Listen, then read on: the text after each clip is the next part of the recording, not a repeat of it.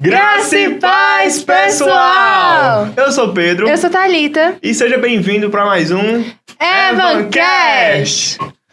E aí, Pedro, como você está se sentindo no dia de hoje? Eu tô bem, graças a Deus, muito feliz. Eu acho que a gente está de novo num conceito mais antagônico. Tô assim toda bege, você de preto. De preto com a camisa da multimídia. Muito bem, é para divulgar o ministério, não é verdade? Com certeza. A equipe toda que trabalha pra gente fazer esse podcast. É verdade. Você tá bem, tá feliz, Você hoje tá você tá bem clean hoje, bem. Hoje eu tô clean, eu tô numa vibe assim de equilíbrio espiritual, mental. Isso até se relaciona com a nossa convidada que nós vamos trazer hoje. É verdade. Muito feliz em ter ela aqui, inclusive. É verdade, porque ela, além de esposa de Adelmo e mãe de Alice, ela é formada em serviço social, está finalizando seu curso de psicanálise, formada em teologia e cursando para ser uma terapeuta de mulheres. Seja muito mais do que bem-vinda, Jamile Silva. Obrigada, muito feliz também por estar aqui com vocês. Eu amo podcast, já falei, e me sinto honrada de fazer parte desse projeto. Eu sei que vai alcançar muitas vidas. Amém. Amém, amém. Muito bom lhe receber hoje aqui. Eu espero que esse espaço aqui você pode ficar à vontade para falar. A gente já teve a oportunidade de conversar um pouquinho antes de ligar as câmeras. E se deixar, a gente fica aqui até... Mas enfim, esse espaço fica aberto pra gente conversar. Fica à vontade, esse espaço é todo seu. Tudo bem. Amém, amém. Muito feliz em ter ela aqui, uma pessoa que a gente veio ter ela como referência na questão de oração. Ela foi líder por um tempo do Ministério de Intercessão.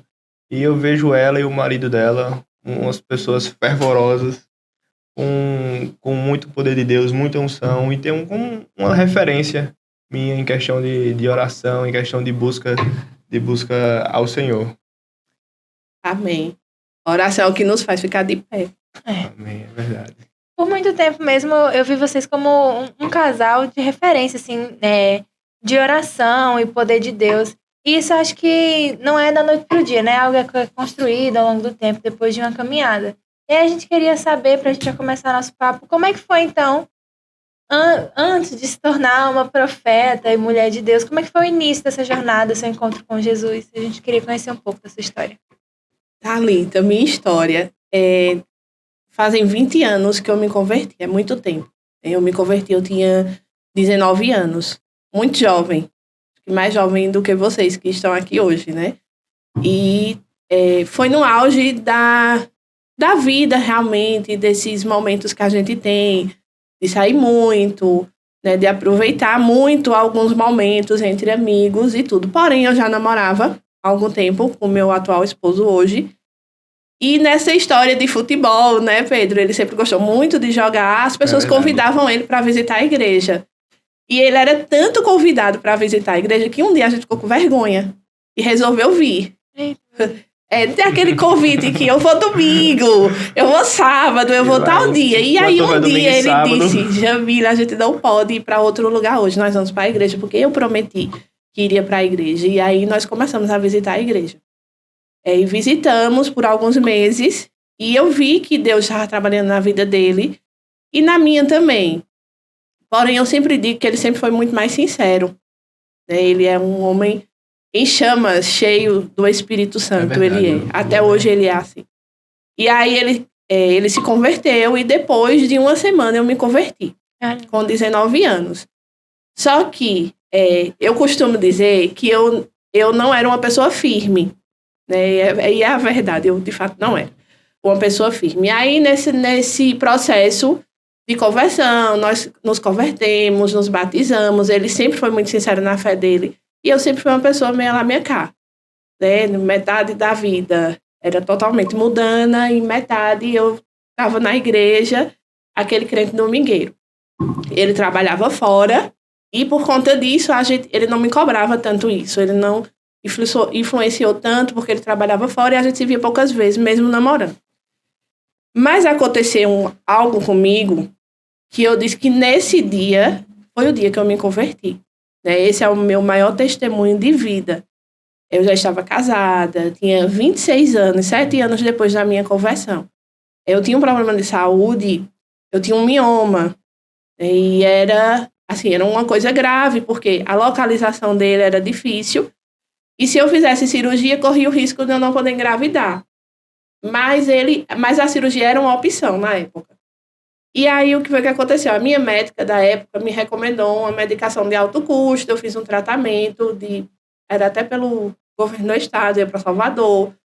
Tomei muitas injeções na barriga, era um tratamento também de risco, todas essas coisas. Mas não resolveu nada no meu caso. Sim. E a cirurgia foi indo. Só que como era uma cirurgia pelo sistema público, a gente sabe que demora muito para acontecer. Então, foi mais de ano eu nesse processo de tratamento, de esperar a cirurgia, de saber que não teve resultado. E no meio desse percurso eu fiquei grávida. E aí, minha gravidez era de risco, por N motivos, por causa do mioma, porque eu tinha excesso de peso, por muitas coisas. Porém, por ser uma gravidez de risco, eu me cuidei tanto, que eu passei as semanas da gravidez bem. Eu sempre tive muito cuidado na minha gestação. Mas aconteceu que com 36 semanas, eu tive um sangramento e na madrugada, o dia amanhecendo, corri para o hospital, porque eu já sabia do meu problema. Poucos dias antes do sangramento, eu tinha feito uma ultrassom, a médica já tinha me dado um laudo, porque ela disse que o parto poderia, de fato, ser prematuro. E ela já pedia para que eu fizesse uma cesárea, todas essas coisas. E aí eu fui para o hospital, e era interessante que na época que a Alice, que é a minha filha, ela nasceu, existe aqui em Paulo Afonso, até hoje, existe muito uma violência obstétrica, né? E na época, tinha poucos dias que uma criança tinha morrido, e eu pedi muito ao Senhor que meu parto fosse tranquilo, né, que minha filha não morresse, porque eu era mãe, né, porque era a primeira gravidez, porque eu tinha medo de tudo que acontecia. Mas quando eu cheguei no hospital, era justamente o médico que tinha sido envolvido no caso, foi o médico do parto anterior, que tinha feito o parto da moça e o bebê tinha falecido. E assim, o parto cesáreo hoje é algo que não se faz muito aqui em Paulo Afonso, nem que seja, só se for em último caso. Né? E aí eu cheguei no hospital, o médico, eu cheguei 5h30 mais ou menos da manhã, era um dia de domingo, me lembro muito bem. E aí 8 horas da manhã mais ou menos, ele disse assim, eu vou fazer uma cesárea.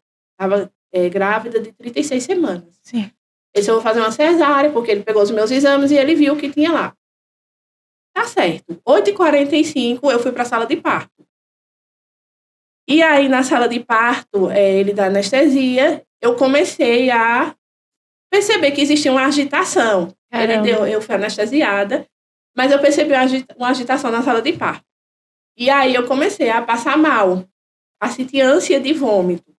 E aí eu falei para a médica que estava do meu lado, eu tô com vontade de vomitar, só que eu não tinha comido nada na noite anterior até amanhã do outro dia. E aí ela se vira a cabeça, eu virei a cabeça, esse é um procedimento normal que se faz nos consultórios.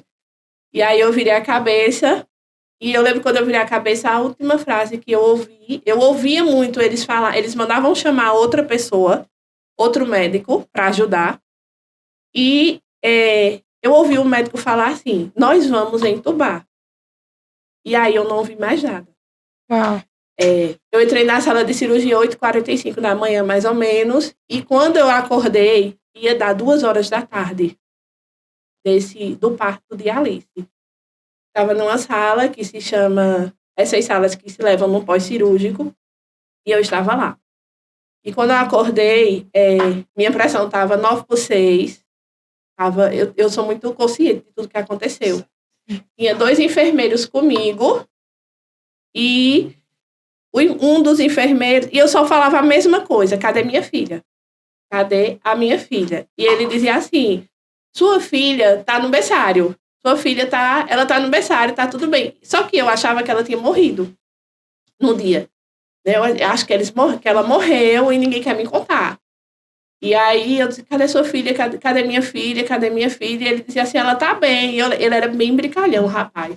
Eu, às vezes, encontro ele ainda aqui na cidade. E ele disse assim a mim, Jamile, sua filha me deu tanto trabalho, que quando ela fizer 1 ano, eu quero que você me convide para o aniversário dela. Que legal. E aí eu fui levada para um quarto. Na época que eu fui levada para um quarto separado, a gente conhece o hospital que a Alice nasceu foi o Naí, né, que é o hospital aqui da nossa cidade.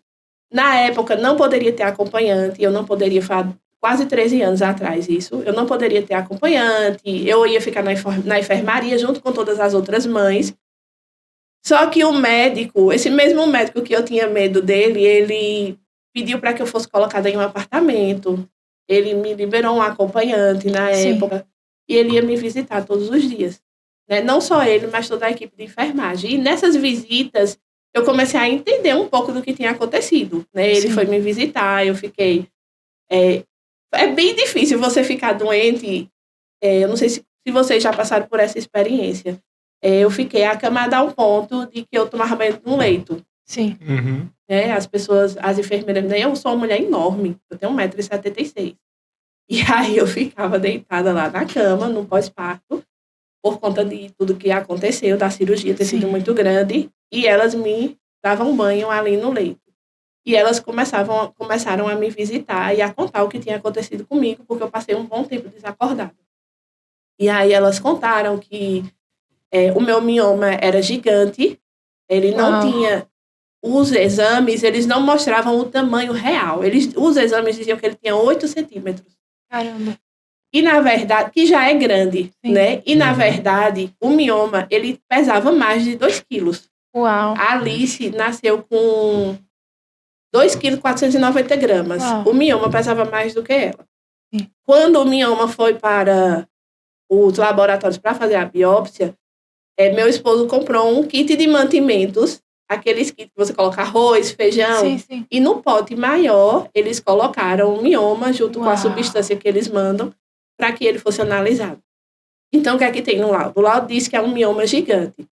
Só que o que aconteceu comigo no parto eu perdi o meu útero e eu perdi um dos meus ovários. Eu não perdi os dois, porque o médico, na hora, ele pensou que, como eu era muito jovem, eu só tinha 26 anos, eu teria problemas futuros hormonais. Então, ele conservou um, mas o outro não teve como salvar, porque ele disse que já estava esmagado, de tão grande que era. Sim. E para Alice ser retirada da minha barriga, eles tiveram que cortar um corte em âncora. Eles fizeram um corte cesáreo normal, que a gente conhece, e depois eles fizeram um na vertical. Né? Esse corte na vertical, ele passa 4 dedos acima do meu umbigo. A minha barriga praticamente toda, ela é remendada. Às vezes eu brinco que só quem recebeu mais costura do que eu foi a Emília. Eu até brinco com isso. Né? Então, foi uma experiência, gente, muito forte. E ali, eu não tinha compromisso nenhum com Deus. Nenhum. Eu sou muito sincera em falar isso. Mas ali, Deus, ele me amou de uma maneira que eu não sei explicar. Porque a experiência, tem uma música que diz que a experiência ela é pessoal. Mas eu me senti tão amada. E eu pensava assim, num dia eu pensava, será que a menina morreu? Porque como ela nasceu muito fora do tempo, ela ficou muito tempo na minha barriga, eles fizeram um corte normal.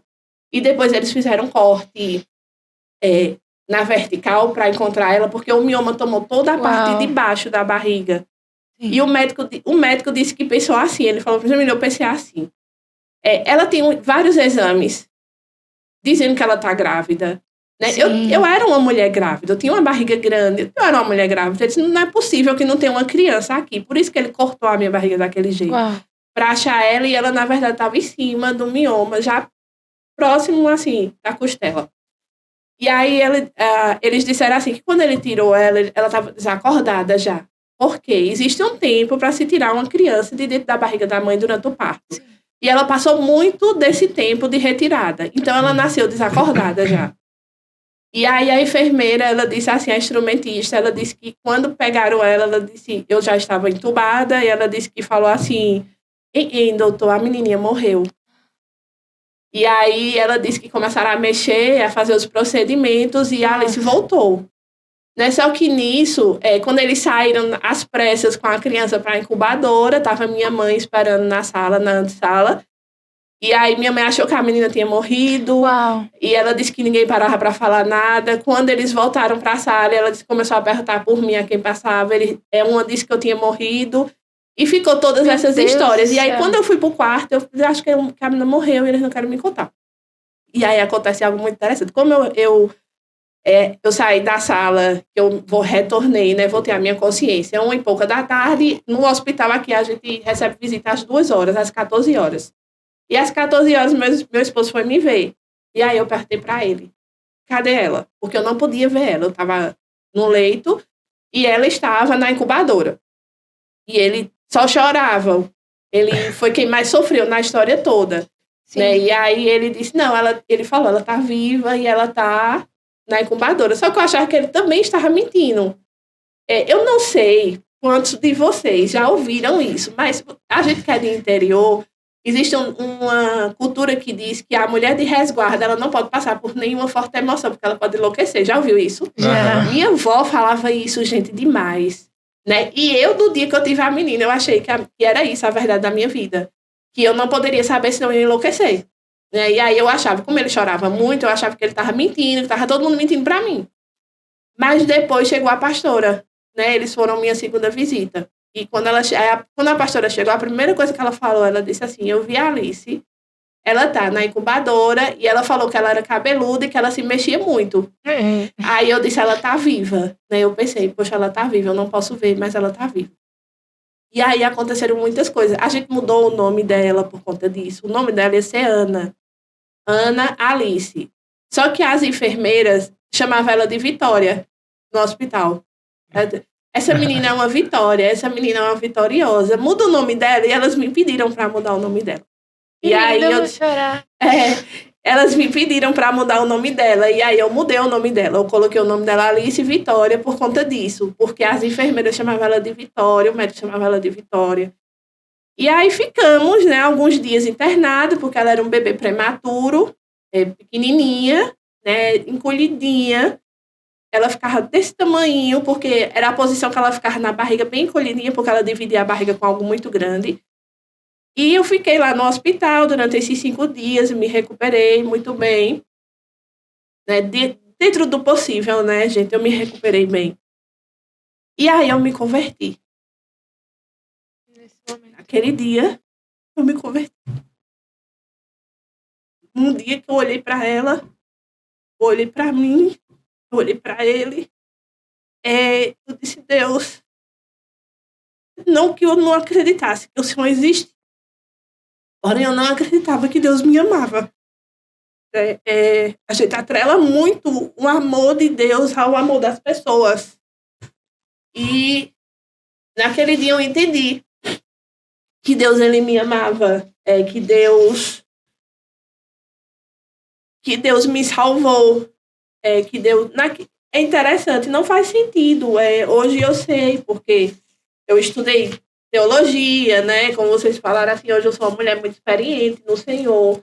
E eu sei que algumas coisas que a gente pensa não faz muito sentido hoje. Em relação ao amor de Deus. Deus nos ama, mas eu não sabia. Eu achava que Deus era igual a todo mundo e só amava quem fazia alguma coisa para ele. Eu não fazia nada para ele. Outra coisa, eu não conhecia, eu não sabia o que era amor. Né? Eu não sabia, gente, o que era amor. Em que sentido? Porque eu tive uma família, eu tive mãe, eu tenho um pai, eu tenho uma família enorme. Mas eu nunca me senti amada, nunca me senti pertencente como eu me senti naquele dia. Deus, ele inundou o meu coração. E lá no hospital mesmo eu disse, a partir de hoje, eu vou viver para o Senhor. A partir de hoje. Não sabia nem como ia ser. Mas eu falei assim para ele, a partir de hoje, Deus, eu vou viver para o Senhor, porque o Senhor não tinha obrigação. O Senhor não tinha nem motivos para me salvar da morte. Muito menos para me salvar junto com a minha filha. Ele não tinha. E ele fez. Né? E quando ele fez, eu saí de lá decidida a ser uma nova pessoa. E ali eu me converti. Aí até hoje eu tô firme e forte no Senhor. Independente do que aconteça, né? Eu sempre lembro assim. Foi o amor. Não foi porque ele... Eu até digo assim, eu nunca dormi um sono tão maravilhoso como naquele dia, que eu passei horas desacordada. Eu não sei o que aconteceu comigo, mas eu estava desacordada. E eu digo assim, se morrer foi isso aqui, gente, morrer é bom demais. Eu digo assim, né? Porque o descanso que eu tive ali, a visitação que eu tive ali de paz no meu coração, foi incrível. Só pode ter sido Deus que me deu aquilo. Então, eu me converti naquele dia. Um dia eu fui lá na frente, no altar da igreja, e levantei a minha mão. Mas a transformação no meu coração foi no dia que a Alice nasceu. Né? Foi no dia que eu vi que o único que poderia me matar me deixou viver. Né? Ele me deixou viver. E é um testemunho realmente incrível. Não são coisas que eu conto realmente, mas é impactante. Eu tenho fotos, né? Tenho vários registros disso. Caramba. Não trouxe, mas tenho. E essa história foi conhecida em todos os lugares. Né? O médico, interessante, como Deus ele é detalhista. Eu tinha medo da situação do médico, porque o médico tinha se envolvido em algo que, para mim, tinha sido impactante e perdeu uma criança. Mas o que aconteceu com o médico? O médico, quando ele foi me visitar, ele ia me visitar. Ele, para mim, ele foi maravilhoso. Né? E aí ele disse assim para mim, olha, eu tenho 19 anos de profissão. E eu nunca fiz um parto como o seu. Foi o parto mais difícil da minha vida. E se fosse um médico recém-formado, né, se fosse qualquer outro médico, como eu imaginava no meu coração, você teria morrido. Você e sua filha, porque ele não saberia o que fazer. Ele pensou rápido, ele pensou em muitas coisas, ele pensou rápido por quê? Quando ele cortou de uma maneira que ele não achou, ele disse, não, ela não tem condições de não ter bebê, ela tem um bebê, porque existia exames que provavam. Ele cortou de outra maneira. Né? E quando ele cortou de outra maneira, foi quando ele achou ela. Né? E aí, outra coisa, a questão da hemorragia. Né? Naquele dia, eu recebi 6 bolsas de sangue. Uau. 6 bolsas por conta da hemorragia, e foi por conta da hemorragia também que eu perdi o útero, porque é a maneira de se parar uma hemorragia. E outra coisa que ele pensou no meu futuro, porque ele pensou em quê? Nos hormônios, que eu ia precisar dele, que são os hormônios que são produzidos no ovário. Então, um ovário que ficou super conservado e funcionando bem. Então, ele foi muito sábio no dia. Ele pensou em todas as coisas e Deus cuidou de todas as coisas, né? E aí ficou uma cicatriz enorme, né, no meu corpo. É muito grande a cicatriz. Eu não sei quanto, eu acho que foram mais de 40 pontos. Eu ainda tive queloide, né? Porque Deus, ele... Oh, minha filha, a marca do milagre está aí em você, né? Eu digo é a marca do milagre, tudo bem. Né? E depois, que não faz mais parte do testemunho da conversão, mas faz do testemunho do conhecimento da soberania divina. Eu questionei muito, eu tinha 26 anos, eu era muito jovem, né? Eu poderia ter mais filhos, né? Eu queria ter mais filhos, na verdade. Eu questionei muito isso, né? Deus, por que o Senhor não fez um milagre completo? Olha que ousadia, né? E aí, eu vivi outros processos de dores, né? Porque meu esposo é doido por criança, eu sempre imaginei da minha filha ter um irmão ou uma irmã, né? E eu vi esses planos em um futuro, depois de uns 3 anos frustrado, né? E aí eu entrei em outra crise. Só que essa outra crise, eu não caí por quê? Porque eu era firme no amor que o Senhor tinha por mim, naquele amor que eu senti. Não, aconteceu isso, ele não fez da maneira que eu queria, mas eu sei que ele me ama. Né? E aí eu fui viver outros processos com o Senhor de cura, né, de restauração. Deus nunca me respondeu, porque eu perdi o útero, né? Eu não posso mais, eu não poderia mais ter filho. Hoje eu digo assim, hoje eu já estou conformada. Nem posso, nem preciso, nem quero. Em nome de Jesus. Tá bom. Né? Eu tenho um bilhete premiado. Minha filha é um bilhete premiado. Mas antes eu não tinha esse sentimento. Então, eu conheci o amor de Deus naquele dia do parto. E depois, nas minhas crises, por conta do não poder mais gerar, eu conheci a paternidade divina. Uau. Aí eu conheci o Deus Pai, né? O Deus que não faz como a gente quer, mas ele faz da melhor maneira possível. Né? E diante das muitas perguntas que eu fiz a Deus, ele não me respondeu nenhuma. Mas a paternidade dele me curou, porque eu sei que ele sempre quis o meu bem. Então, é mais ou menos isso. A história da minha conversão. E aí, estou firme e forte até hoje no Senhor. Comemorando. Todo dia 29 de abril, eu comemoro, né, a minha conversão. É o maior amor do mundo. Quando eu digo assim, se eu tivesse morrido naquele dia, eu tinha conhecido o amor do Senhor naquele dia. Porque invadiu o meu ser. Foi na divisão da alma com o espírito, aquela cirurgia.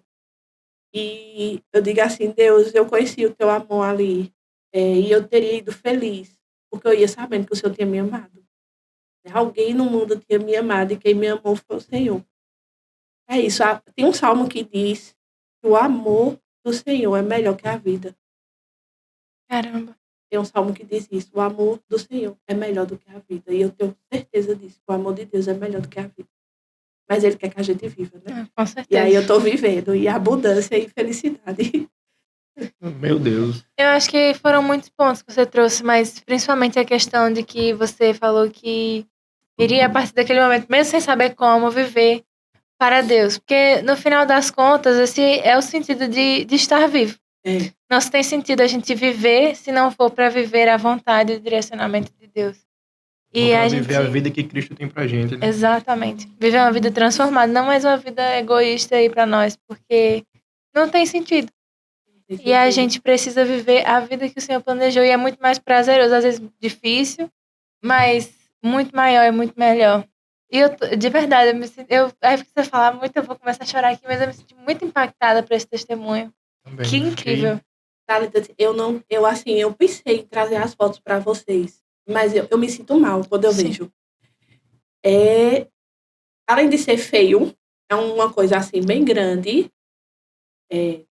com sangue meio escuro, né? As fotos foram tiradas, o sangue meio escuro, porque tinha sido recente.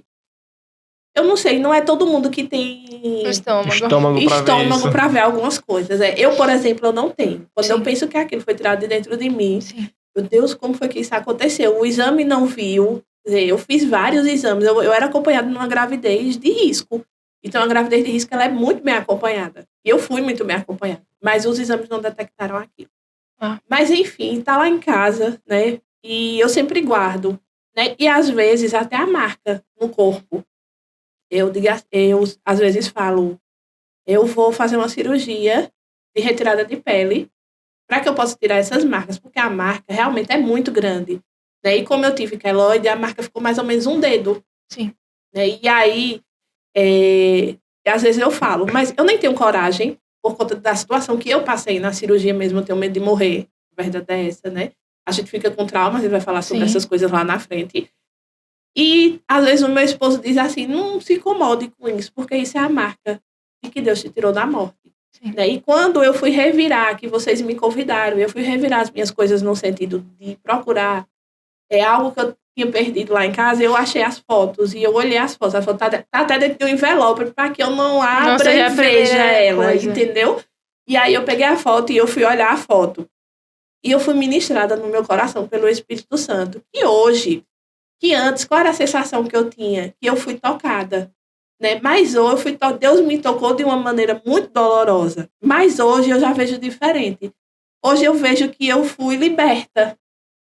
Porque foi naquele momento que eu fui tocada que eu me libertei de muitas dores, né? Que eu me converti, que eu conheci o Senhor. Então eu até falei, Deus, o Senhor foi muito mais gracioso comigo. Foi bom ter sido afligida, Tiago fala sobre isso. Hoje eu vejo, foi muito bom eu ter sido afligida, porque se eu não tivesse passado por aquela experiência, só Deus sabe a maneira que eu estava. Né? Então foi muito bom ter sido tocado, o que aconteceu, as marcas estão no meu corpo. Não vou tirar, só se for algo que Deus realmente planeje para a minha vida. Às vezes eu falo brincando, mas eu não vou tirar. Deixa aí, foi a marca de Deus em mim. Nenhum homem que Deus, ou mulher que Deus queira usar, vai passar pela vida imune de dores. Sim. Né? Então é isso. Isso é verdade. Rapaz, só com uma pergunta. Eu disse a vocês que eu falo. Já estou impactado, ministrado. Já senti a presença de Deus, o Espírito Santo. Já arrupiei, já quase chorei. Então, na sua caminhada cristã, você pode dizer que o processo da sua conversão foi a história mais marcante que você viveu? Foi. A mais impactante? Foi. Eu já vivi muitas histórias. Às vezes eu falo assim, que eu não conto muito esse testemunho. As fotos eu não gosto de mostrar, mas às vezes eu não conto muito, porque a vida com Deus, ela é agitada, gente. A vida com Deus é maravilhosa. Ninguém vive no tédio com Deus. Sempre tem algo. Ou a gente está lutando, ou nós estamos lutando, ou estamos vencendo. né? E minha vida é isso. Ou eu tô lutando, ou eu tô vencendo. Mas depois disso, eu tive N testemunhos. Se você me perguntar, eu tava contando a vocês, antes de começar o podcast, sobre a vida profissional, né? Que vão ver essas perguntas. Isso é uma vitória para mim. É um grande milagre eu estar sendo bem-sucedida em uma coisa que eu desejava. Foi Deus que fez. Ele disse, sou eu, filha. Né? Sou eu que faço. E aí é isso. Toda hora eu tenho uma coisa nova para contar. Eu digo que eu sou uma grande contadora de histórias verdadeiras. Né? De histórias verdadeiras. Eu sou uma grande contadora de histórias. Tenho muitas histórias para contar, porque a partir daquele dia, eu me entreguei totalmente. Amém. E Ele é o Senhor da minha vida. Você tocou no ponto da sua vida profissional, que você está muito feliz, assim, com o sucesso, né? Ser bem-sucedida numa área que você escolheu. Eu queria saber como é que surgiu a psicanálise na sua vida, como é que você entrou nesse meio. Conta pra gente. Fica à vontade, minha filha. Vai aí, conta a sua trajetória. Quando eu era pequena, eu tive muitos problemas familiares. Como eu digo, eu tenho muitas histórias para contar. Mas, assim, eu sempre ouvi muito que mulher precisava trabalhar, ser independente, ganhar o dinheiro dela, né? Eu tenho uma tia que ela sempre foi muito referência para mim, ela é muito bem empregada, ela trabalha em um lugar maravilhoso, ela sempre foi muito independente e ela sempre foi muito um espelho para mim. Eu acho que isso também me influenciou nas minhas escolhas. Eu sempre quis, desde muito pequena, acho que 12, 13 anos, ser psicóloga. Só que nós moramos em uma cidade pequena, eu vim de uma família, minha família é humilde, né? Meus pais são divorciados, meu pai não deu assistência nenhuma pra gente, nunca deu, nem quando eu morava junto, nem depois quando eles se separaram. Então, era tudo muito difícil, muito, muito difícil. Eu comecei a trabalhar com 14 anos, né? Por quê? Porque eu tinha a necessidade do trabalho e porque eu queria ser independente, eu queria ter dinheiro, eu sempre tive esse desejo. Eu morei na casa de familiares, né? Então, assim, eu fui uma criança que o que era que eu sonhava? Eu sonhava ter uma casa minha casa, que eu pudesse abrir os armários, que eu pudesse pegar o que eu quisesse. E o cara que eu lembrava da minha tia, né? Que minha tia trabalhava, tinha dinheiro e ela fazia o que ela queria. Eu chegava na casa dela, tinha chocolate, tinha caixa de chocolate. Quando eu chegava na casa dela, tinha queijo do reino.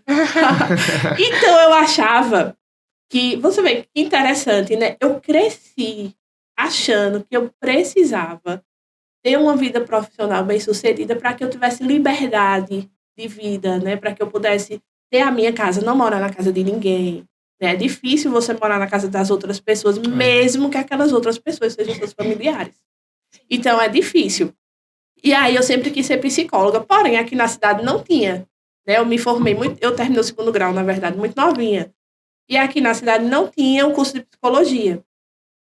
E aí, eu terminei o curso, tentei vestibular na universidade pública, não passei. Depois, eu fiz Enem. Quando eu fiz Enem, eu tirei uma boa nota, me inscrevi no ProUni e fui cursar.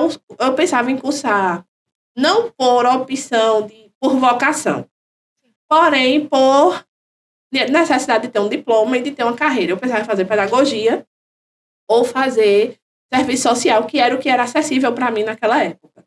E depois eu pensei, vou fazer serviço social. E aí fiz um Enem, tirei uma boa nota, me inscrevi no ProUni e fiz serviço social numa bolsa 100% gratuita. Então, eu tive uma oportunidade, né? Só que quando eu cheguei no 4º período de serviço social, eu já identifiquei que eu não me identificava com a profissão. Sim. Só que eu sempre quis ter um diploma, eu achava que quem tinha um diploma era bem-sucedido, eu vou terminar meu curso. Né? E terminei o curso de serviço social e nunca trabalhei na área.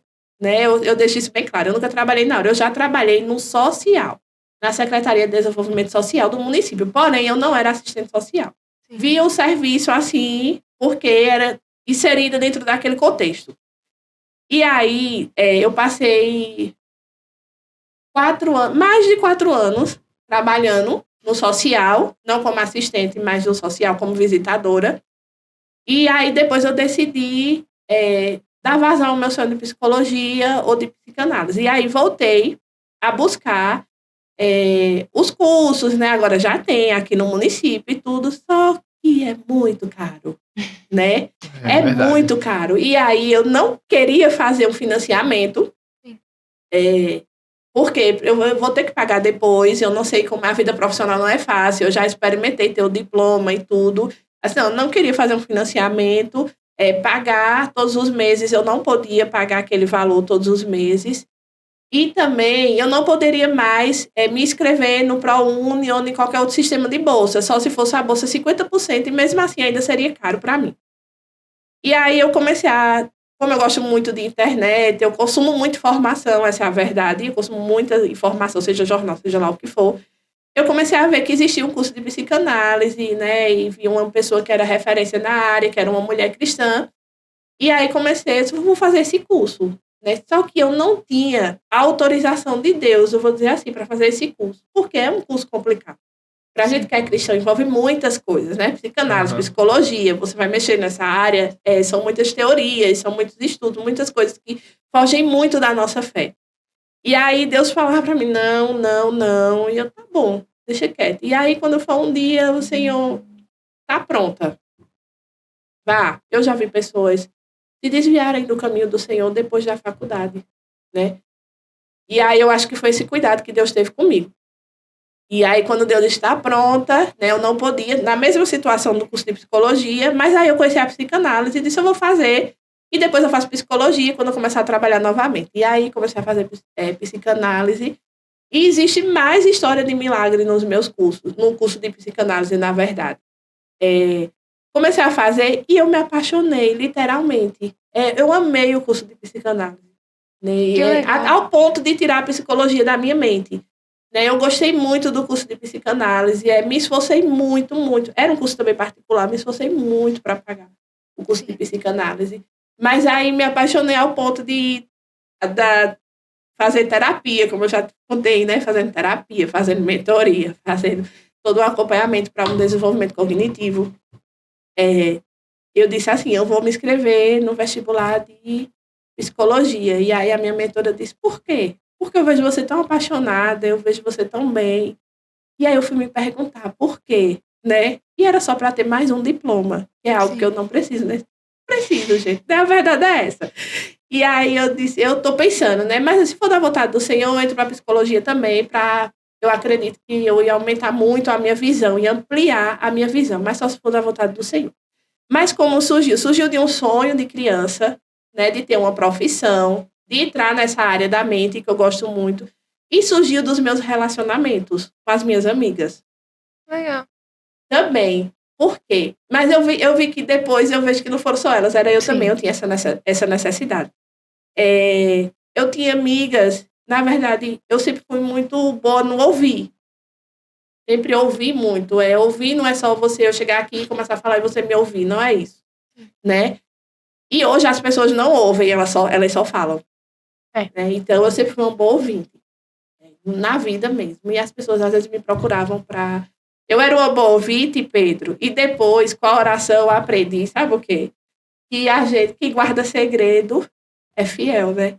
E os segredos do Senhor, eles são revelados para a gente. E, às vezes, a pessoa vê em você uma mulher de Deus, vê em você um homem de Deus, e por isso eles te procuram para contar algumas coisas. E quando eles te procuram, não é para você jogar em cima deles uma pedra, não é para vocês falarem daquilo que ele está falando para você, mas é para que de alguma maneira você possa ajudar. Então começou a acontecer isso comigo.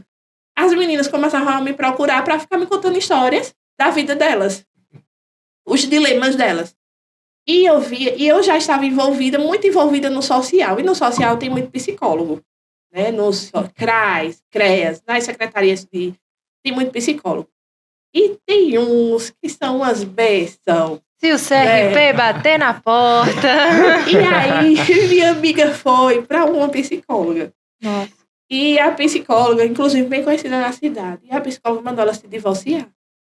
Né? E a gente sabe que o psicólogo, o terapeuta, o psicanalista, ele não decide pelo paciente, pelo cliente dele. Né? Você pode trazer ele para um lugar de decisão. A gente traz o paciente para um lugar de decisão, mas eu não decido por ele.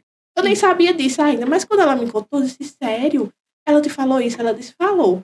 Né? E aí começaram a vir outras histórias, e eu fiquei com medo. E eu sempre mandava as pessoas procurarem um psicólogo, uma terapia, eu sempre mandava fazer isso. Só que depois eu disse, eu vou mandar para quem?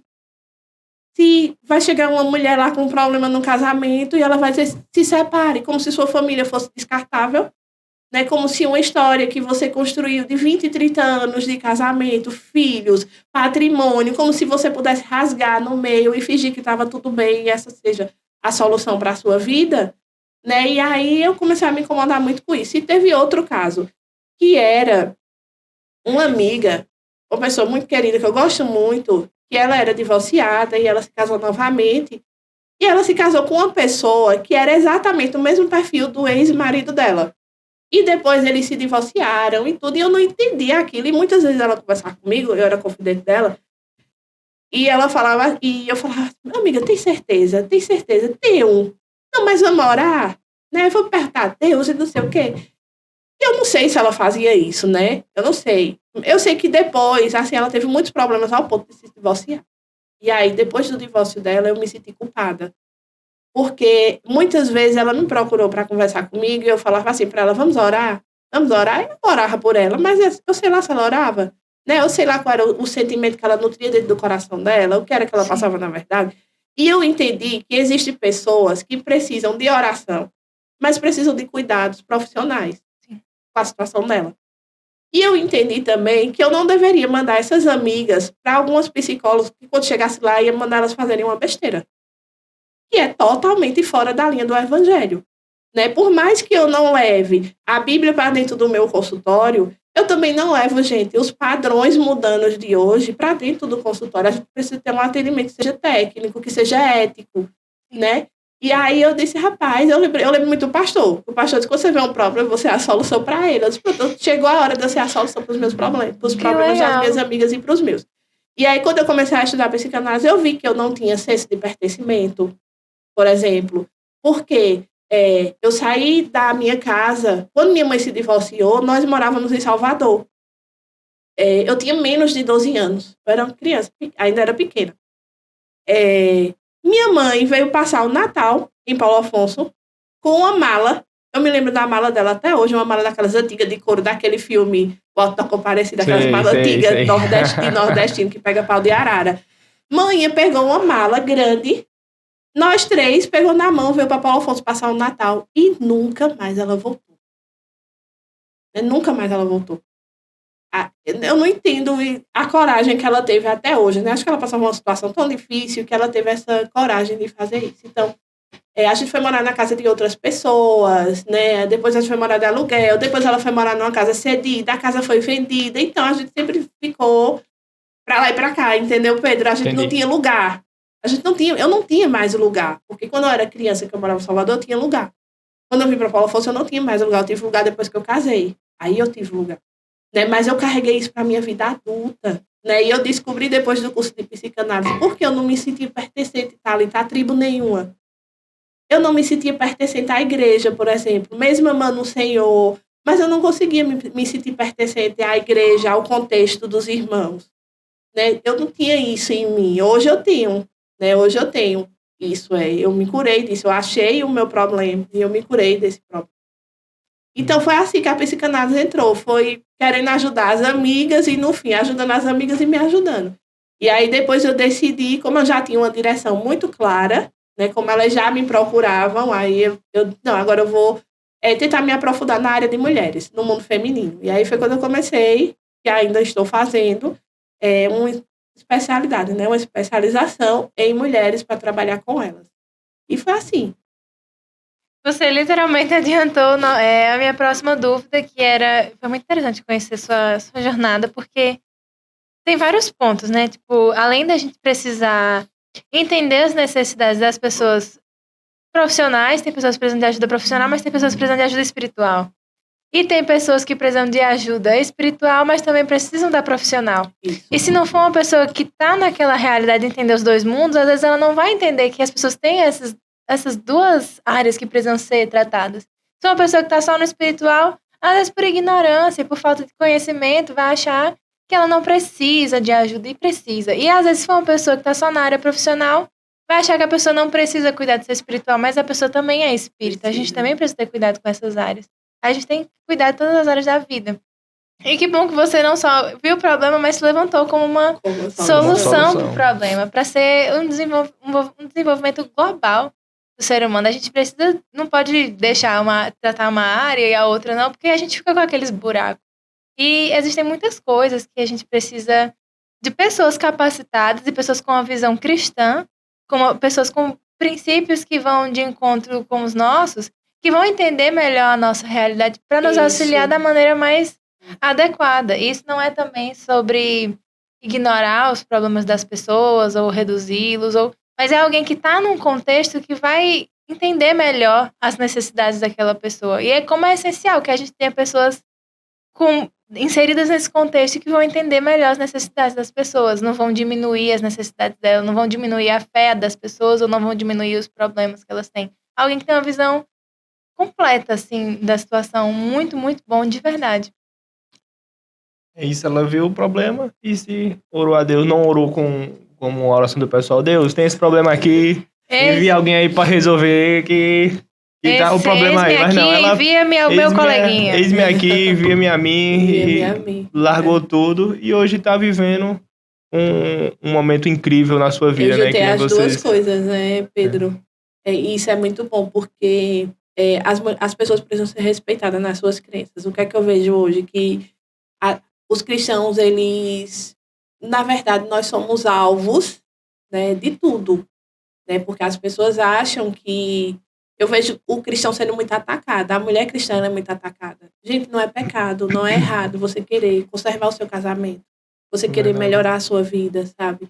E eu vejo elas sendo condenadas por isso. Às vezes não se levanta nem como uma opção tentar solucionar o contexto familiar. Um problema, né?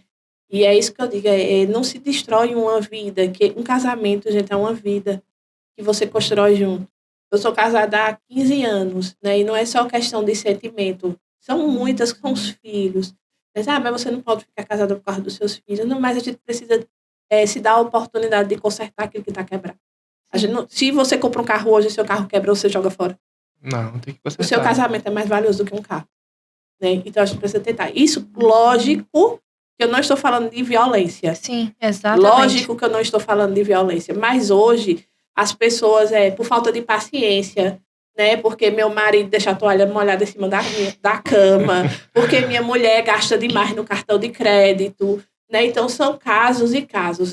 Ninguém é a favor da violência, sim, mas existe situação que podem, sim, e devem ser consertadas. Sim. Então, e tem mulheres que... A gente fala tanto da individualidade, mas as mulheres cristãs, muitas vezes, não têm a sua individualidade respeitada. Elas não têm a sua decisão respeitada. Né? Elas precisam ser igual a todo mundo e não é assim, né? E hoje eu passei um período de estágio bem extenso, onde eu atendi muitas pessoas cristãs e não cristãs, né? E a gente tá eticamente falando, eu posso levar a minha religião para dentro do consultório? Não, né? A gente sabe que não pode. Só que existem mulheres, só em elas saberem que eu sou cristã. Algumas que são também, elas se sentem à vontade. Mais acolhidas. Elas se sentem mais acolhidas. Por quê? Imagine, nós estamos aqui, nós somos cristãs, eu posso falar que o Espírito Santo fala comigo. Sim, né? Sim. Eu posso falar. Agora chega em nenhum profissional ateu, o Espírito Santo me disse, psiquiatra e remédio controlado para você precisa se tratar. Né? Então, eu acho que e vem até do bom profissional a pessoa se contextualizar da realidade daquela pessoa. Você pode até não processar da mesma fé, mas você precisa entender o contexto e as coisas que aquela pessoa vive, porque senão você está sendo um mau profissional. Isso. Mas eu vejo que as mulheres cristãs, elas meio que ficaram reféns, né, dos julgamentos. Né? A menina abandonou o tratamento porque... ela disse, não, eu não vou me separar, e quando eu chegar lá, ela vai, você já se separou? Então, assim, você já se divorciou, ela abandonou o tratamento. É porque ela ficou com vergonha de voltar no consultório, e quando ela chegar lá, essa pergunta, ela dizia que não tinha feito. E eu vejo que ter conhecimento bíblico, para mim, é essencial. Né? E aí eu entendo hoje porque Deus fez com que eu esperasse tanto tempo para entrar nessa área. Porque hoje eu tenho um fundamento bíblico muito profundo, por causa de ministério, né, por conta do curso de teologia. Né, então, eu sempre fui muito amante da palavra. Então, hoje eu tenho um fundamento bíblico muito bom. E, às vezes, eu vejo... podem dizer que é loucura, mas, às vezes, a gente liga, assim, as teorias, aquilo que está escrito, né? Porque a gente não pode descartar todas as coisas, né? Vou deixar você perguntar, que eu sei que essa pergunta tá aí. Não tem assim, eu só ia perguntar sobre a questão das mulheres, mas vamos falar sobre as mulheres já já.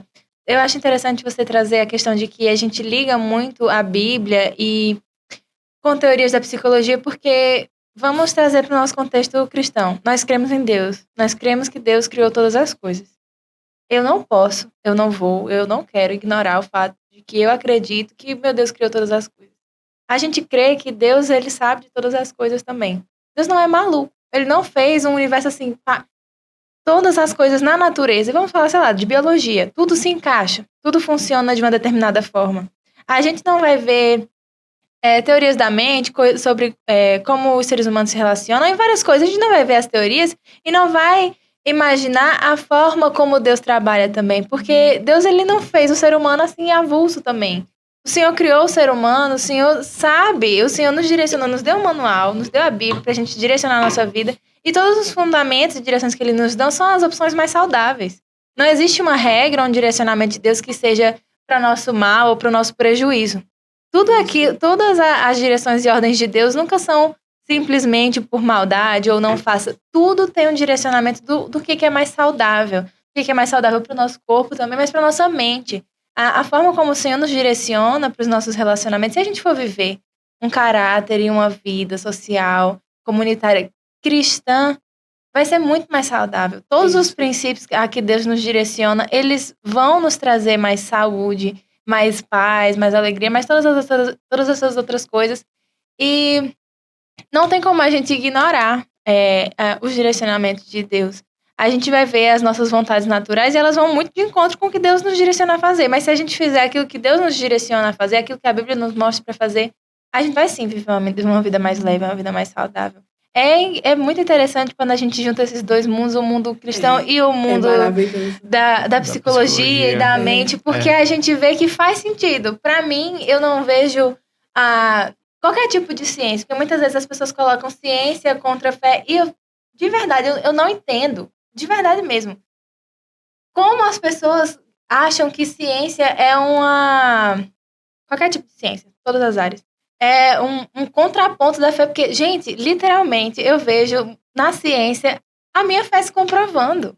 Eu vejo as coisas na natureza, eu vejo tudo se comprovando.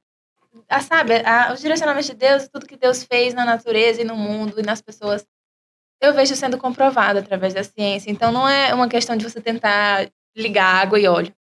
Eu vejo as duas coisas caminhando para a mesma direção. E é muito interessante a gente ter pessoas que...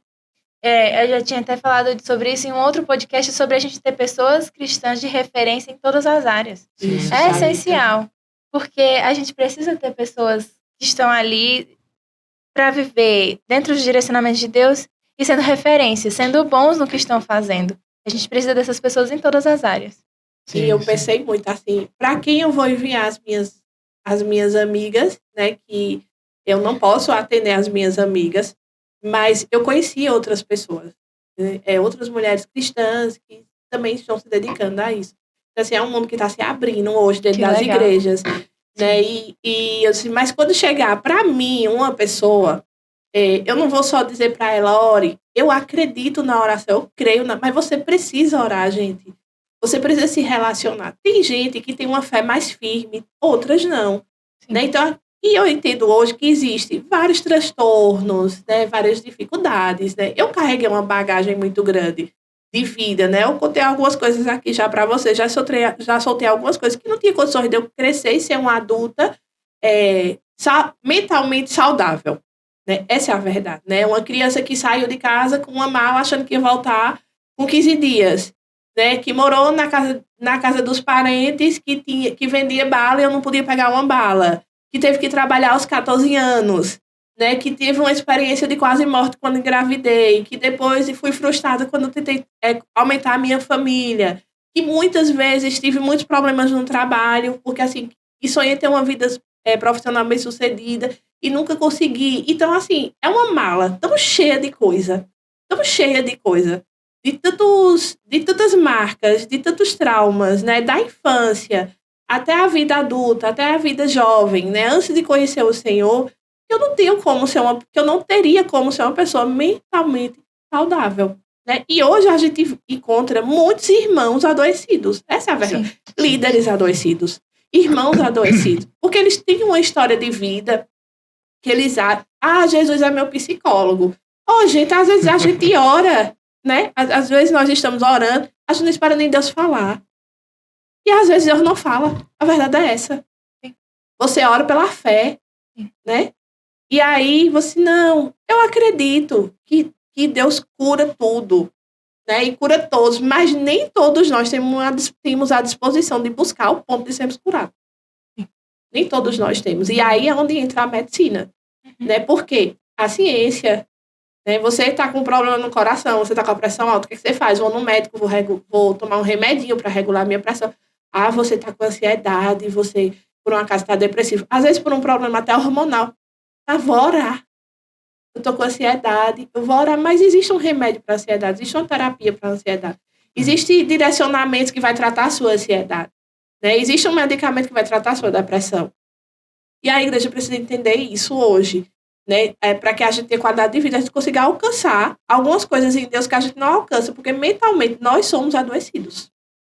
A gente precisa usar as ferramentas científicas como ferramentas para a gente ter mais qualidade de vida. Isso não é negar a fé. Isso é usar as ferramentas que Deus nos deu. Porque também muitas vezes Deus usa as outras coisas para curar também. Não é só, vou usar meu poder e pronto, ali finalizou. Tô com dor de cabeça, vou orar e Deus... Não, imagine, você tem que tomar uma dipirona. Imagina se não existe Snowflakes no mundo. Ele usa as outras coisas, os profissionais, para poder curar, para poder ensinar as pessoas também. Não é só, Deus é meu psicólogo, vou ficar orando e tudo vai se resolver e cair do céu. De uma vida com Deus, e Deus é o fundamento de todas as coisas. A oração é essencial, mas também... a gente também precisa ter a sabedoria de usar as ferramentas. E o direcionamento que Deus vai nos trazer, né? Sim. Às vezes tá direcionando para você ir procurar um profissional, tá direcionando você tomar um remédio para alguma coisa. Que existem coisas que a gente resolve com os irmãos na fé, e é fundamental a gente ter relacionamentos que convergem com o que a gente acredita. E tem coisas que, como você falou, tem coisas que a gente só vai descobrir num ambiente propício para aquilo, para terapia. Às vezes, o seu irmão de oração vai lhe fortalecer e vai lhe dar um apoio fundamental, que outra pessoa, um profissional, não lhe traria. Mas, às vezes, o seu irmão, ele não vai ter o conhecimento científico de lhe ajudar, quanto em um outro lugar para lhe ajudar com outras coisas. A gente precisa pensar como pessoas globais que precisam de todo esse aparato. Exato. Não pensar só por áreas fragmentadas. Até porque Jesus disse que nós teríamos vida, e vida e abundância. Gente, vida e abundância é vida saudável em todas as áreas da nossa vida. Hoje, eu me vejo, por exemplo, eu gosto muito de usar o exemplo da minha vida, que de mim eu posso falar. Eu cuido da minha mente, né, eu estudo, eu sou uma pessoa espiritualizada, né, eu amo a oração. Nós estávamos aqui orando, né, aquele poder de Deus mesmo. Eu amo isso. Aí, o que é que está faltando em mim? Cuidar do corpo. O templo do espírito. Eu preciso emagrecer, eu preciso controlar a minha alimentação. Né? E às vezes eu não consigo fazer isso. Por quê? Porque eu tenho ansiedade, eu gosto de comer doce. Entendeu, Pedro? Então, são N motivos. Né? Tem gente que tem uma compulsão alimentar. Como é que você trata isso? Né? Tem gente que está ansioso, come doce, toma café em excesso. Tudo isso faz mal para o seu corpo. Então, hoje né, no estágio que eu estou na minha vida hoje, de me conhecer, de trabalhar isso aqui, trabalhar a minha mente, porque eu estou trabalhando... Eu já estou trabalhando em mim, 2025, ano de ser saudável, né? De começar a controlar, e eu já falo isso para mim hoje. Tá ansiosa, vai pegar uma caixa de leite condensado, vai comer uma caixa de leite condensado. Tem gente que faz isso. Eu fazia isso. Uma caixa de chocolate todinha. Uma caixa de chocolate. Uma caixa de leite condensado por conta da ansiedade. 1 litro de café. Né? Então, assim... O café me pegou. O que é que eu tô fazendo hoje comigo? Tô ansiosa, eu não compro mais doce, eu não compro mais leite condensado. De vez em quando tem um chocolatezinho ali, que também acaba rápido. Eu faço caminhada. Se eu estiver assim no pico, né, das emoções, sem saber administrar muito bem, não, vou fazer uma caminhada, faço uma coisa. Ando muito, muito, muito mesmo, assim, ando até cansar. Você chega em casa, você toma um banho, você deita, ouve uma música boa, para de consumir, eu já consumia muita informação, para de consumir informação de jornal, todas essas coisas, né? Então, a gente precisa ter esse cuidado, a gente precisa entender que a vida e a abundância que Jesus nos deu é uma vida que abrange tudo, inclusive a sua mente, o seu bem-estar psíquico. Você precisa ter isso. Exatamente. E, Jamília, assim, para você falou que quando eu estava cursando a psicanálise, tinha muita coisa que vinha de bater de frente com a fé. Para você, como foi lidar com isso, lidar com essa parte? E também quando você vai consultar pessoas que não têm a mesma fé que você, como é que você lida com isso também? Gostaria de acrescentar e perguntar se possível, se tem algum exemplo, alguma coisa que te marcou. Não sei, algo que você possa trazer. 3 perguntinhas. Olha, um dia, eu já disse que eu sou um bom ouvinte. Eu sou um bom ouvinte, gente. Eu me sentei muito para ouvir. Até hoje eu sento. Eu só não sento em todos os lugares mais, mas eu me sento hoje para ouvir. O nosso pastor, ele é um mestre.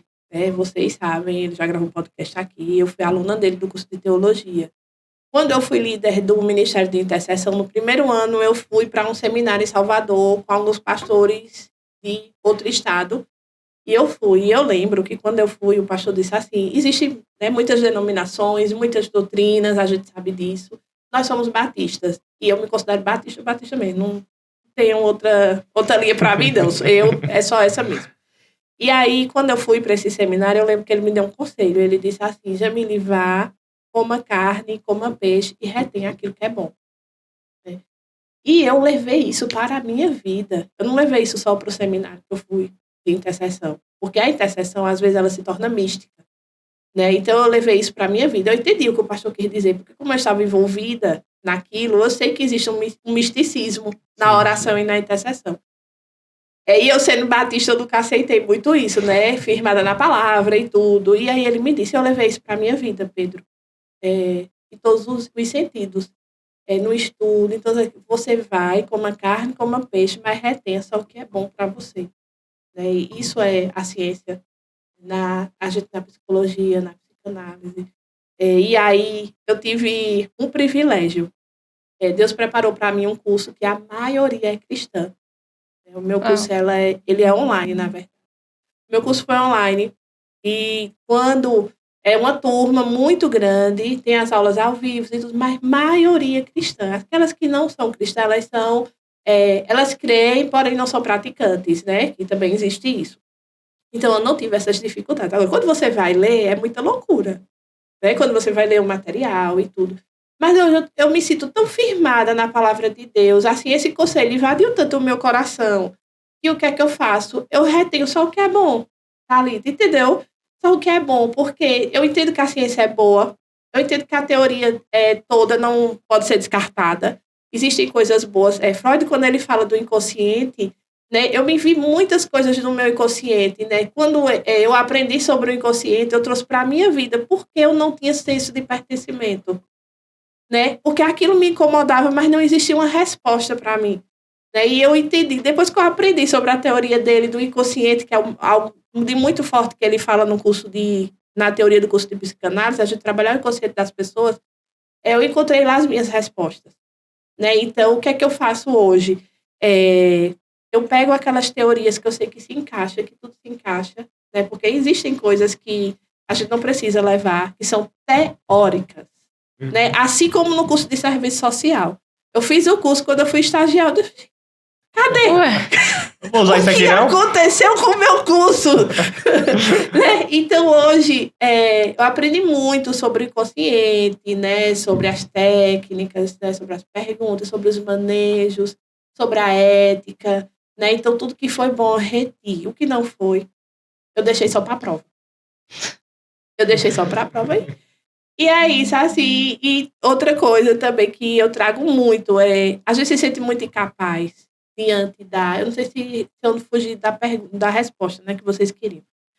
Mas, assim, muitas vezes, gente, quando você está com uma pessoa diante de você, falando das dores dela, porque a técnica é o quê? Que a pessoa fala e que na fala dela nós possamos encontrar um caminho, e ela está falando da dor dela, se sente incapaz.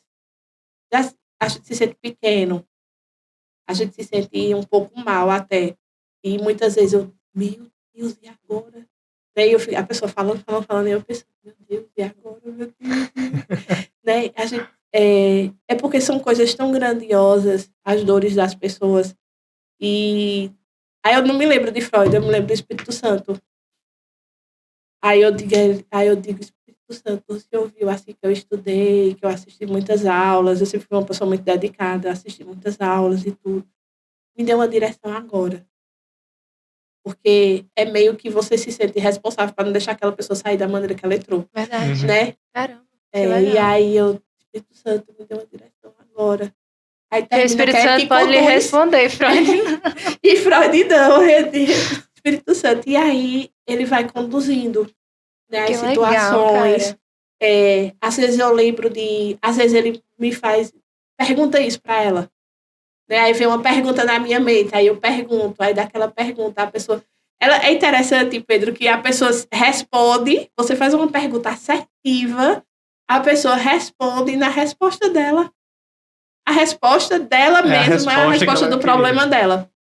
Porque todas as respostas estão dentro de você, das suas dores. Está dentro de você. Então, é isso. Eu como carne, como peixe, converso com muita gente, falo muitas coisas, mas eu retenho aquilo que é bom. E nunca encontrei uma oposição tão grande. Não por enquanto, né? Por enquanto, eu ainda não encontrei uma oposição tão grande. Não sei agora, né? Porque eu digo que eu ainda sou um bebê. Né? Não sei quando eu começar a caminhar, quando eu começar a correr, quando eu começar a andar em outros lugares, eu encontro essa oposição. Mas, se encontrar também, eu tenho certeza que eu estou no lugar certo, fazendo aquilo que é certo, eticamente falando. É um propósito e Deus vai me sustentar até o fim. Amém. Bom, nesse seu processo de estudar psicanálise, conhecer, em que momento você começou a enxergar, porque é sobre isso, a gente enxergar o problema e se colocar como solução. Em que momento você começou a enxergar essa necessidade de se especializar no público de mulheres, especificamente? Eu cheguei assim, Thalita, por identificação. Sim. Né? Adolescente é um pouco complicado. Né? Não é muito minha praia.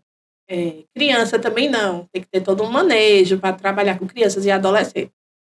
Mas as mulheres, eu não ia procurá-las. Elas que vinham me procurar. Né? Então, meio que elas vieram. Elas vêm e disse delas, eu comecei, Deus, é isso. E aí, quando elas vinham, e eu queria atendê-las de uma maneira melhor, né? Mas eu queria atendê-las de uma maneira mais assertiva. E foi aí que eu comecei, que eu decidi me especializar, né? Até porque eu comecei também por conta delas, que elas iam me contar suas histórias. E depois que elas reconhecem, elas enxergam, não sei, é Deus que faz. É difícil da gente explicar, né? Mas é Deus que faz. Porque ela me procura para falar isso, né? E aí elas procuravam e falavam e continuam procurando, assim, e continuam contando, confiando nas histórias, de compartilhar comigo as histórias, e eu fui indo. Então, assim, fui para a especialização em mulheres para atendê-las melhor mesmo, para entender mais, porque eu sempre tive um ditado que é assim, cada cabeça é um mundo. Eu sempre falei isso, acho que vocês já ouviram isso. Sim. Mas hoje, eu falo assim, cada cabeça é um universo. É muito maior do que o mundo, né? Elas têm cada mulher tem um universo dentro dela. Elas pensam diferente. E aí eu só tento entendê-las. Eu só tento acolher e só tento fazer com que elas encontrem uma solução para as suas dores. E acontece muito, por exemplo, de muita mulher rejeitada. Muita mulher ciumenta. Né? Tem ciúme até da amiga. E aí, às vezes, elas vêm me contar. Outro dia eu estava em casa, chega uma para me contar da amiga que rejeitou ela, e eu disse, meu Deus. Né? E aí, ela começou a falar comigo sobre rejeição. E é isso que vai acontecendo. Elas vão vindo, e nesse processo delas virem vindo, aí vem mentoras delas, né? Sim. Eu encontrei agora uma mentora, que eu acredito que até sou professora, na faculdade. Eu encontrei uma mentora de mulheres e olhe como Deus faz. A mulher, mentora de mulheres, me encontrou no Instagram, pregando a palavra, que eu não estava nem falando sobre psicanálise, começou a me seguir, porque gostava das mensagens que eu postava.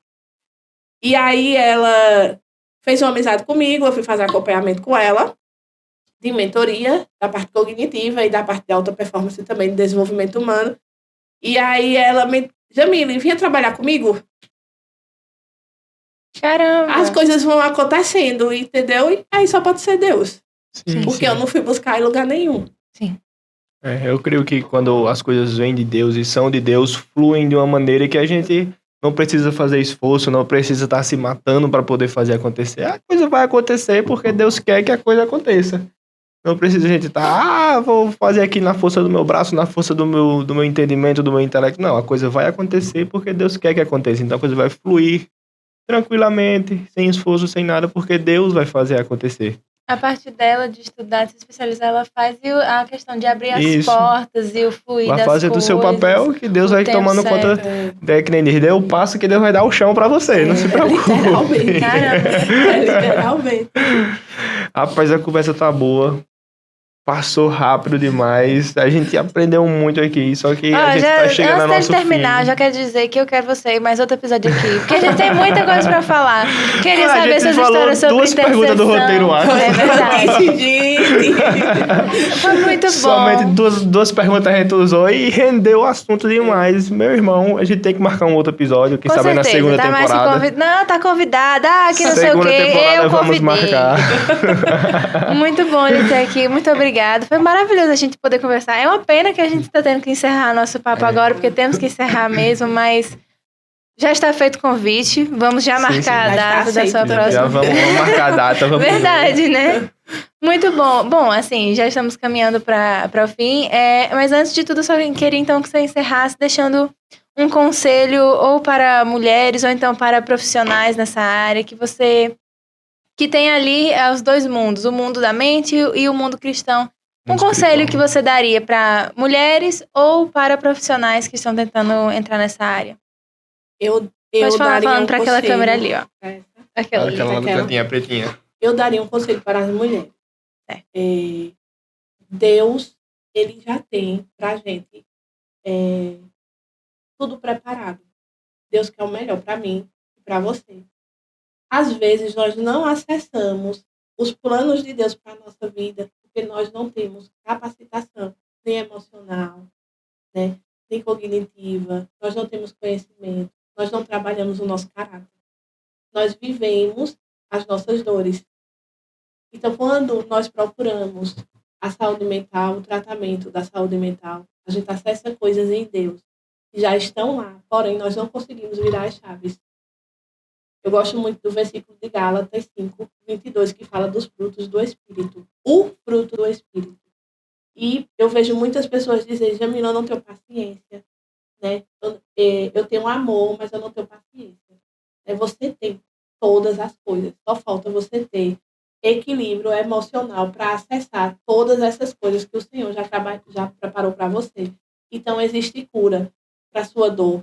Existe cura para o abuso que você sofreu. Tem muito disso também. Existe cura para baixa autoestima. Existe cura para rejeição. Existe cura para qualquer dor que a mulher tenha. Para esterilidade. Para a perca de um filho. Existe consolo. E existe cura em Deus e com todas as ferramentas que Ele entregou para um profissional da área da saúde mental. Então, se cuidem, se amem e não perca nenhum dia a oportunidade de viver os propósitos de Deus para a tua vida. Amém. Esse conselho que eu deixaria para as mulheres. Amém. Bom, desde já, novamente, eu queria agradecer porque você topou o convite. Sim. Foi muito bom, muito agradável essa conversa. E, particularmente, eu gostaria de dizer que estou muito feliz de ver, assim, seu brilho, sabe? Em fazer coisas que deixam seu coração completo e alegre. Ver planos de Deus se cumprindo na sua vida e se realizando. Que o Senhor continue abençoando seu caminho, lhe prosperando. E que você continue sendo uma bênção nas áreas que Ele lhe colocar. É nítido o brilho, assim, de Deus na sua vida. Tá muito incrível. Que Deus lhe abençoe e lhe prospere por onde você caminhar. Amém. Seu trabalho é muito lindo e muito necessário. Amém. Muito bom. Amém, amém. Muito feliz, Jamile. E tô feliz por ter você aqui, triste por ter que encerrar esse episódio. Mas feliz também de a gente vai ter que marcar um novo episódio para conversar mais coisas que a gente tem os outros... Tem muita história. 80% do roteiro para contar aqui. Mas Muito feliz mesmo. E é isso. Pessoal que gostou do nosso episódio de hoje, o que é que ele tem que fazer? Tá? Mas eles vão ver nosso episódio só no YouTube, Pedro? Não, vai ver também no Spotify, no TikTok, no Instagram. Spotify me pega demais. No Instagram, não faltei aula de inglês, foi mal. Tudo bem, a gente lhe perdoa. Nos siga no Instagram, no TikTok, no Spotify, Apple Music e YouTube.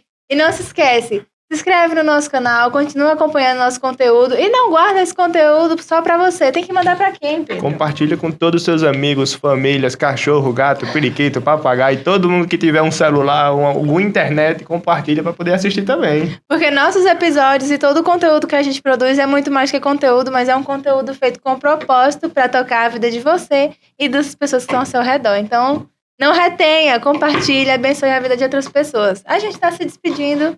Mas a gente se vê no próximo episódio do Evancast. É isso. Tchau, pessoal. Câmera do meio é melhor, todo mundo.